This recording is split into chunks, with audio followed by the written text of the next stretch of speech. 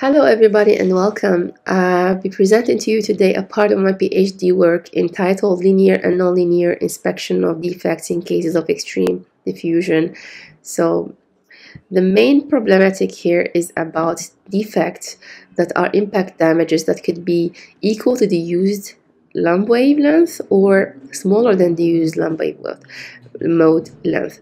So the first part of this study is about damages that are equal to the used wavelength, and the second part is going to be about damages smaller than the used wavelength, and we use here what we call nonlinear regime, which is basically passing to the high amplification and the usage of the higher harmonics, second and third in our case, in order to detect very small damages.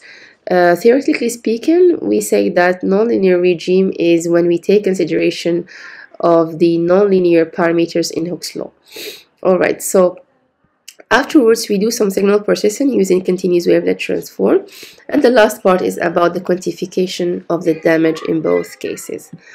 I have tried to schematize all the main steps in the experiment. So as you can see here, this is the linear S0 mode, and the signal is basically what we usually use as a burst signal.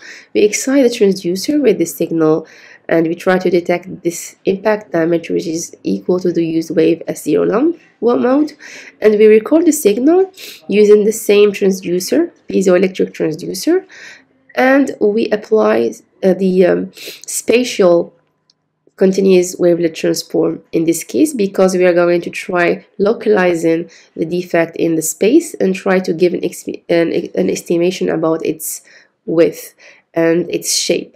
And we obtain some figures here that could give us more information about the understanding of the interaction between the wave and the defect. As we can see, we have different modes propagating the plate, and we had been able to measure some parameters about the defect.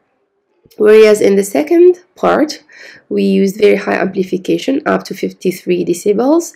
As you can see, the signal here is very amplified, and we try to detect using the same steps and mechanism smaller defects, impact damages.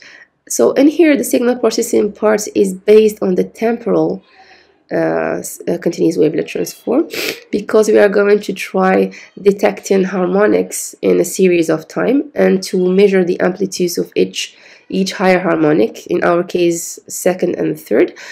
Using the amplitudes of these harmonics, we had to calculate the nonlinear parameter, which is basically just the division of the second and third amplitudes by the fundamental square or the fundamental cube of the wave S0 mode. So we had obtained some figures about the nonlinear parameters with respect to the increase in the widths of the defects, and we have proved what we call cumulative effect, which is the increase of the nonlinearities with the increase of the widths of the defect. So I hope that this video was helpful for you, and I thank you very much for your time and for your attention.